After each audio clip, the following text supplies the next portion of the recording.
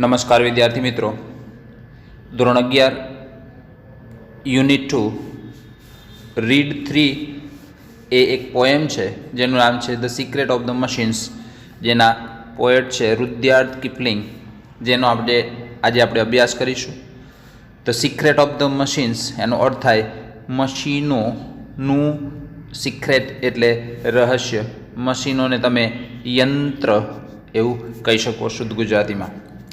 આપણે મશીનોનો કેવી રીતે ઉપયોગ કરીએ છીએ, મશીનો કેવી રીતે ઓરિજિનેટ થયા, કેવી રીતે એનું નિર્માણ થયું, તેનો ઉપયોગ કેવી રીતે કરીએ છીએ, મશીનોનો આપણે કેટલી હદે ઉપયોગ કરીને ગુલામ બની ગયા છે, એનું સરસ મજાનું નરેશન એટલે વર્ણન અહીં રુડયાર્ડ કિપલિંગ દ્વારા પોએમમાં કરવામાં આવ્યું છે. ચાલો આપણે પોએમને જોઈએ. પોએમ કંઈક એવું છે જાણે મશીનો પોતાની આત્મકથા રજૂ કરતા હોય. ચાલો તો મિત્રો પોએમ જોઈએ, સાથે સાથે નવા સ્પેલિંગને શીખતા જઈશું અને નોટ ડાઉન કરતા જઈશું. વાંચીશું poem. We were taken from orbit and the mind. We were taken from, we were taken આ પેસિવ રચના છે. વી વેર ટેકન અમને લેવામાં આવ્યા. મશીનો કહે છે કે અમને લેવામાં આવ્યા, અમને કાઢવામાં આવ્યા. ક્યાંથી? ઓર્બિટ. ઓર એટલે ધાતુ મિશ્રિત માટી એટલે કાચો માલ હોય ને. ઓર બેડ, બેડ એટલે પથારી. અહીંયા વિસ્તાર, ધાતુ મિશ્રિત માટી જ્યાંથી મળી આવે તેવો વિસ્તાર. એન્ડ ધ માઇન, માઇન એટલે ખાણ. ખાણમાંથી ખોદીને કાચી માટીમાંથી કાચા માલ તરીકે અમને ખોદી કાઢવામાં આવ્યા. ફરીથી જોઈએ. We were taken from the orbit and the mine. અમને ધાતુ મિશ્રિત માટી અને ખાણમાંથી લેવામાં આવ્યા. વી વેર મેલ્ટેડ. મેલ્ટ શબ્દ તમે ક્યાંક સાંભળ્યો હશે. એનો અર્થ થાય પીગાળવું. મેલ્ટ એટલે પીગાળવું અથવા પીગળવું. પીગળવું અથવા પીગાળવું. વી વેર મેલ્ટેડ અમને પીગાળવામાં આવ્યા. આ પણ પેસિવ રચના છે. In the furnace. ફર્નેસ એટલે ભઠ્ઠી. ભઠ્ઠી. પીટ, પીટ એટલે ખાડો. અમને ખાડામાં અને ભઠ્ઠીમાં પીગાળવામાં આવ્યા. એટલે ફરીથી જોઈએ. અમને ધાતુ મિશ્રિત માટી અને ખાણમાંથી કાઢવામાં આવ્યા. અમને ભઠ્ઠી અને ખાડાઓમાં પીગાળવામાં આવ્યા. વી વેર કાસ્ટ.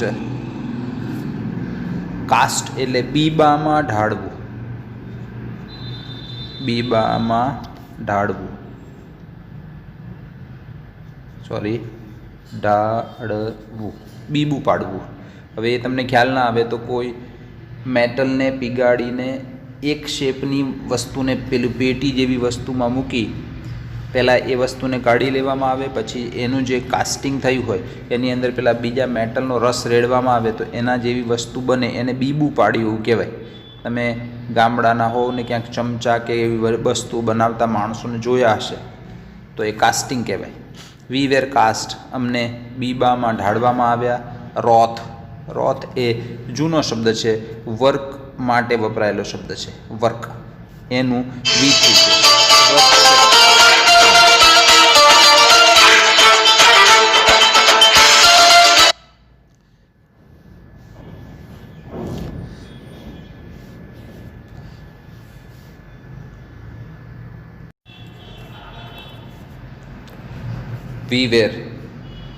વી વેર કાસ્ટ. રોથ. રોથ એટલે વર્કનું V3 છે, જૂનો શબ્દ છે. એન્ડ હેમર્ડ. હેમર એટલે હથોડી. હથોડીથી મારવું અથવા હથોડીથી ટીપીને સીધું કરવું. ટુ ડિઝાઇન એટલે ભાત પાડવી, ડિઝાઇન બનાવવી. ગુજરાતી શબ્દ છે ભાત પાડવી. ફરીથી જોઈએ આખું વાક્ય. વી વેર કાસ્ટ અમને બીબામાં ઢાળવામાં આવ્યા. એન્ડ હેમર્ડ ટુ ડિઝાઇન અમારા પર કામ કરવામાં આવ્યું અને અમને હથોડીથી ટીપવામાં આવ્યા. અથવા તમે એવું કહી શકો વી વેર કાસ્ટ અમને બીબામાં ઢાળવામાં આવ્યા અને હથોડીથી ટીપીને ડિઝાઇન બનાવવા માટે અમારા પર કામ કરવામાં આવ્યું. યંત્રો કહે છે અમને બીબામાં ઢાળ્યા પછી હથોડીથી ટીપીને ડિઝાઇન બનાવવા માટે અમારા પર કામ કરવામાં આવ્યું. આગળ જોઈએ, વી વેર કટ, અમને કાપવામાં આવ્યા. ફાઇલ એટલે એક ટેકનિકલ શબ્દ છે જેનું ગુજરાતી કાનસમાં ના ખ્યાલ આવે તો લોખંડને ઘસવા માટેનું એક ઓજાર આવે. ઘસો એટલે ચમકદાર બને, ઘસીને ઉજળું બનાવવું. વી વેર કટ, અમને કાપવામાં આવ્યા. વી વેર ફાઇલ્ડ, અમને ઘસવામાં આવ્યા. વી વેર ટૂલ એટલે ઓજાર, અમારા પર ઓજાર કામ કરવામાં આવ્યું. એનગેજ્ડ ટુ ફિટ એટલે બંધ બેસતું કરવું. અને ગેઝનો અર્થ થાય માપવું. અમને બંધ બેસતું કરવા માટે માપવામાં આવ્યા. આખું વાક્ય ફરીથી જોઈએ. વી વેર કટ, અમને કાપવામાં આવ્યા. વી વેર ફાઇલ્ડ, અમને ઘસવામાં આવ્યા. વી વેર ટૂલ એન્ગેજ્ડ ટુ ફિટ, અમને ફિટ કરવા માટે, બંધ બેસતા કરવા માટે ઓજાર કામ કરવામાં આવ્યું અને માપવામાં આવ્યા. અગત્યનો મુદ્દો આવે છે કે યંત્રો કહે છે કે અમારી જરૂરિયાત શું છે. સમ વોટર, થોડુંક પાણી. કોલ એટલે કોલસો. ઓઇલ એટલે તેલ. ઇઝ ઓલ વી આસ્ક, અહીંયા આસ્કનો અર્થ થાય માંગવું. અમે ફક્ત થોડુંક પાણી, કોલસો અને તેલ એટલે કે અમે થોડુંક ઈંધણ માંગીએ છીએ. એ જે એવા પ્રકારના યંત્રો હોય એવા પ્રકારનું એ ઈંધણ ફીડિંગ માટે માંગે છે. And 1,000th of an inch to give us play. 1,000th of an inch, ઇંચનો 1000મો ભાગ. એક ઇંચ એટલે તમારું આંગળીનું એક વેઢું હોય એને એ ઇંચનું માપ હોય. ટુ ગીવ અસ પ્લે એટલે મોકળાશ, શુદ્ધ ગુજરાતી શબ્દ છે મોકળાશ એટલે જગ્યા. હવે આમાં તમને બહુ ખ્યાલ ન આવે તો તમારું સાયકલનું જે પાછળનું વ્હીલ હોય જેના બે બાજુમાં 2 બોલ્ટ હોય છે એને તમે ફૂલ ફિટ કરી દો, ટાઈટ કરી દો તો એ વ્હીલ ફરશે નહીં, પણ એને ફરતું રાખવા માટે થોડીક જગ્યા રાખવામાં, થોડાક બોલ્ટને ઢીલા રાખવામાં આવે, એને પ્લે કહેવાય. એટલે એમ કે છે મશીનો શું માંગે છે? થોડુંક પાણી, કોલસો અને થોડુંક તેલ માંગીએ છીએ અને ટુ ગીવ અસ પ્લે, ચાલવા માટે ઇંચના 1000માં ભાગ જેટલી જગ્યા અમે માંગીએ છીએ. એન્ડ નાવ, તમે અમને આટલું આપી દો.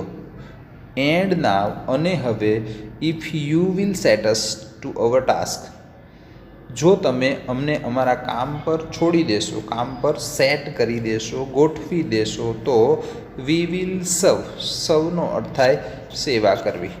અમે તમારી સેવા કરશું. કેવી સેવા કરશું?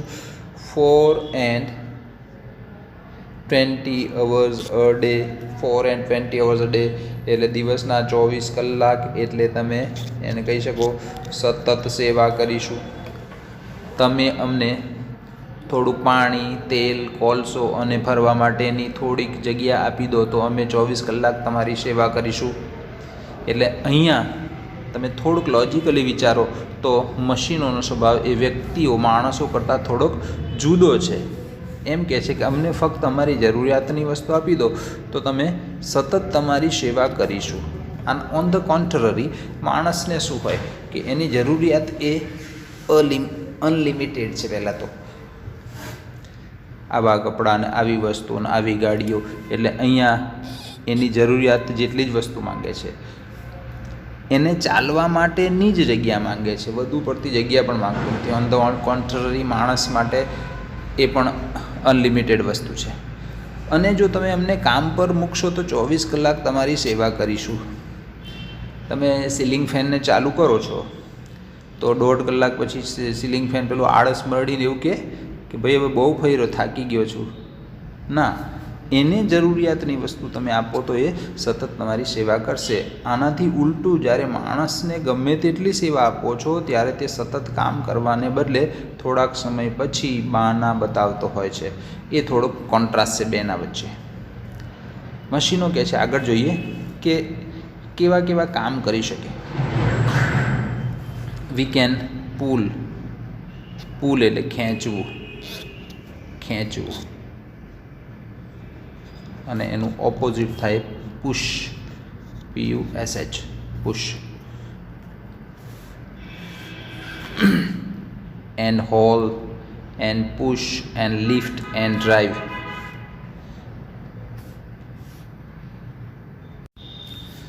હોલ એટલે ઢસડવું, પુલ એટલે ખેંચવું, હોલ એટલે ઢસડવું, ખેંચવું, પુશ ધક્કો મારવો, ધકેલવું, લિફ્ટ ઊંચું કરવું, ઊંચકવું, ડ્રાઈવ એટલે ચલાવવું અથવા હંકારવું. અમે પુશ ધક્કો મારી શકીએ છીએ, અમે ઢસડી શકીએ છીએ, અમે પુલ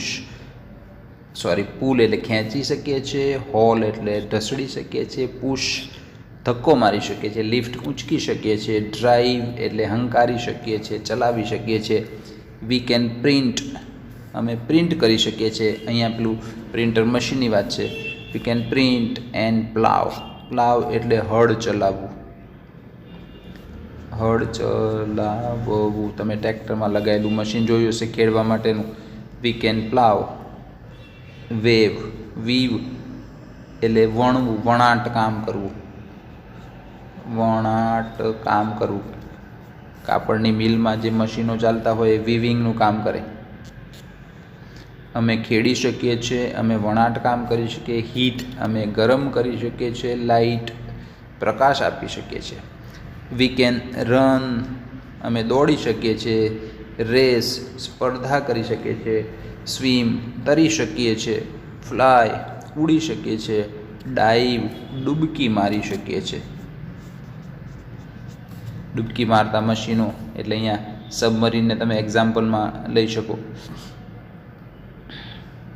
આગળ જોઈએ. વી કેન સી અમે જોઈ શકીએ છીએ. વી કેન હિયર અમે સાંભળી શકીએ છીએ. વી કેન કાઉન્ટ અમે ગણતરી કરી શકીએ. We can read and write અમે લખી અને વાંચી શકીએ છીએ. અમે કેટલાય કામો કરી શકીએ છીએ. But remember please the law by which we live. ખૂબ જ સરસ વાત કરેલી છે કે અમે ઘણા બધા કામો કરી શકીએ છીએ. બટ રિમેમ્બર પણ યાદ રાખજો પ્લીઝ, મહેરબાની કરીને. ધ લો, લો એટલે કાયદો અથવા નિયમ, કાયદો અથવા નિયમ. The law by which we live, જે કાયદા જે નિયમથી અમે જીવીએ છીએ, અમારું જીવન જે નિયમથી છે તે નિયમને તમે યાદ રાખજો. શું નિયમ છે? કે we are not built to comprehend a lie. To કોમ્પ્રિહેન્ડનો અર્થ થાય સમજવું,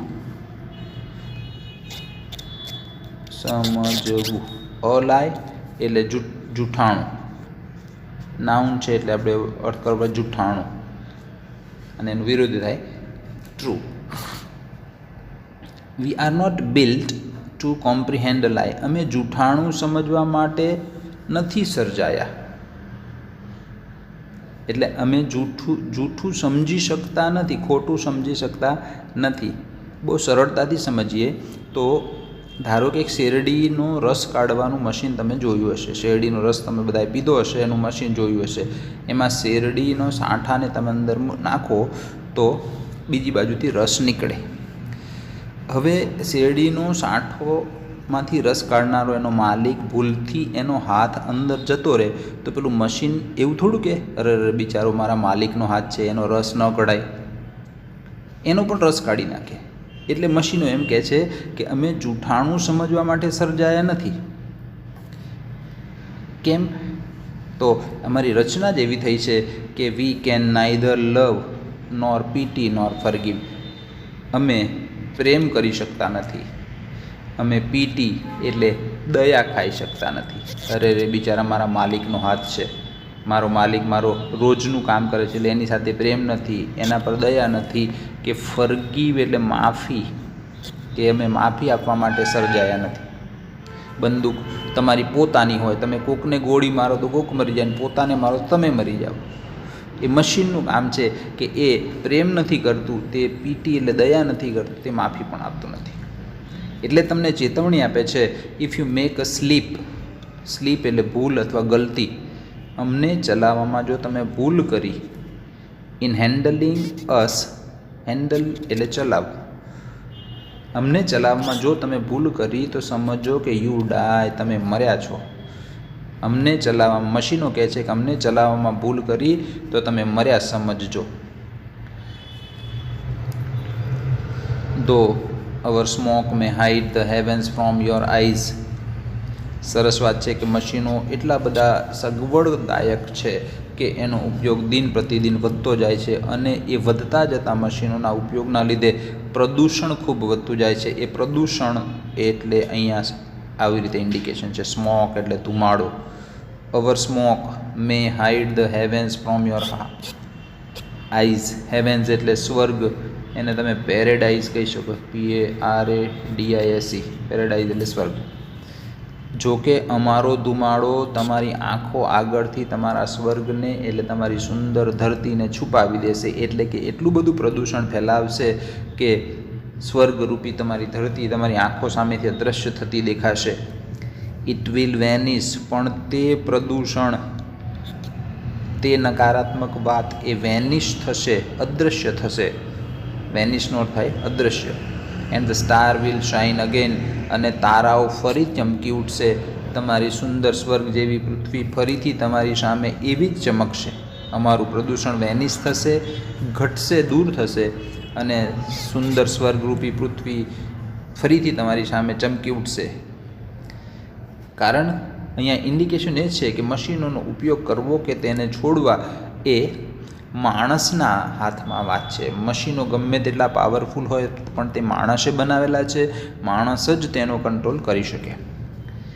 એવા અર્થમાં કહે છે કે it will vanish and the star will shine again because કારણ કે for all our power and weight and size, અમારો પાવર એટલે શક્તિ, તાકાત, વેઇટ વજન, સાઇઝ કદ, અમારું સાઇઝ એટલે કદ, વેઇટ એટલે વજન, પાવર એટલે શક્તિ, ગમે તેવી હોય, ગમે તેવા મોટા મશીન, ગમે તેવા પાવરફુલ મશીન હોય, ગમે તેવા શક્તિશાળી મશીન હોય, but we are nothing more than the children of your brain. અમે, હે માણસો, તમારા મગજને પેદાશ, તમારા મગજના બાળકો સિવાય અમે કંઈ નથી.